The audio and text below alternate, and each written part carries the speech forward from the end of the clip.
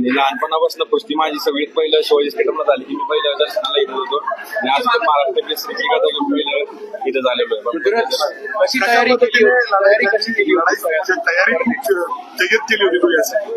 हो नक्की भरपूरच वडिलांनी खूप तयारी करून घेतलेली. चुलते असतील, मित्र असतील, सगळे वस्तात मित्र असतील, सगळ्यांनी भरपूर तयारी होती. तयारी मेहनत खूप झाली होती आणि त्याचा रिझल्ट सगळ्यांचा. आज या सगळ्या मित्रांना म्हणजे अर्थात सगळे तुझ्या तालमीतले लोक आहेत, मुलं आहेत, म्हणले तुझ्या सोबत सराव केलेला आहे. काय भावना आहेत तुझ्या त्यांना भेटल्यानंतर? अक्षरशः तुला खांद्यावर घेतलं त्यांनी.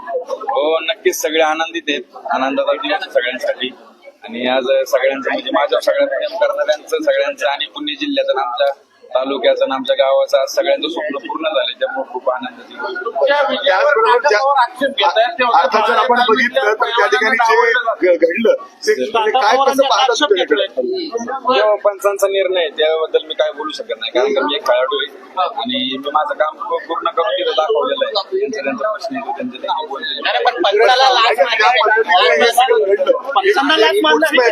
खेळाडू म्हणून काय वाटतं तुला? सगळ्यांनी बघितलेलं होतं योग्य नाहीये. त्यांनी कारवाई केली असं याच्याबद्दल तिला गालबोट लागतं याच्यामुळे. अर्थात कुस्तीच्या या सगळ्या इतिहासात आतापर्यंत कधीच असं घडलेलं नाही. महाराष्ट्र केसरीला अशा पद्धतीने होतंय. अनेक मान्यवर तिथे उपस्थित होते.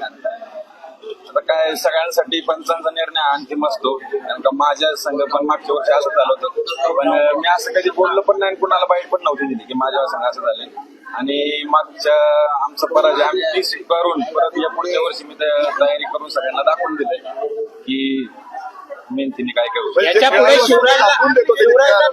शिवराजला भेटून ही नाराजी दूर करणार का त्यांची? शिवराजला भेटून हो नक्कीच सर सगळे मोठे पैलवान आहेत माझ्यापेक्षा सगळ्यात लहान मी त्यांच्यापेक्षा नाही भेटणार का सगळ्यांना हो नक्की ते भेटणार. मोठे असून देखील जे प्रकार घडला म्हणजे त्याच्याबद्दल तुला काय वाटतं? म्हणजे अर्थात तू जसं सांगतोयस की गेल्या वेळेस तुझ्यावर सुद्धा अन्याय झाला मात्र तू हे दाखवून दिला याला.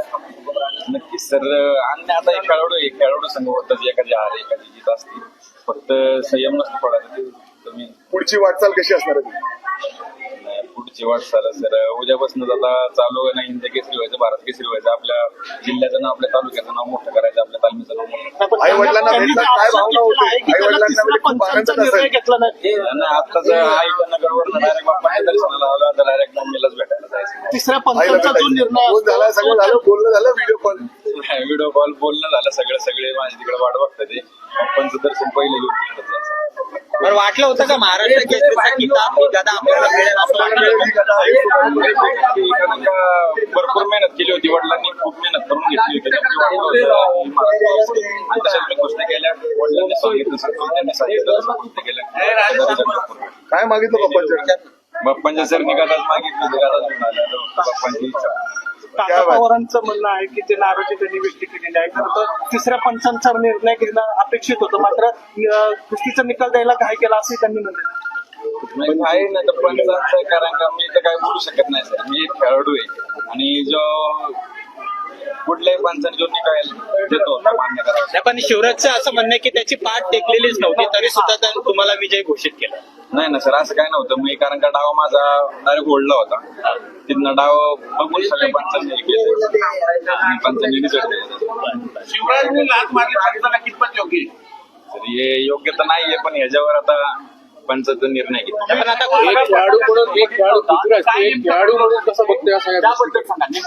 नाही सर मी माझी कुस्ती करून माझ्या पंचांनी मला माझा रिझल्ट देऊन रेफरेन रिझल्ट देऊन मी कारण का पुढच्या गोष्टीची तयारी करायला गेलो मला तिथलं झालेलं काय त्याबद्दल काही कारवाई झाली निलंबनाची 3-3 वर्षाची तरी काही कमी व्हावी शिक्षा आहे की बरोबर येईल काय?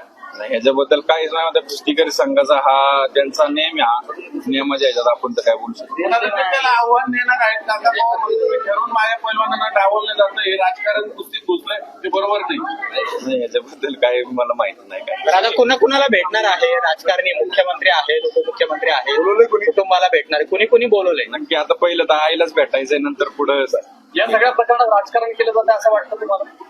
असं काय नाही सर राजकारण तसं मग मागच्या वेळेस माझ्या पण झाला तर मी पण असंच म्हणलो पाहिजे नव्हतं की एक पॉईंट तुम्ही 7 सेकंदात कसा काय देऊ शकता.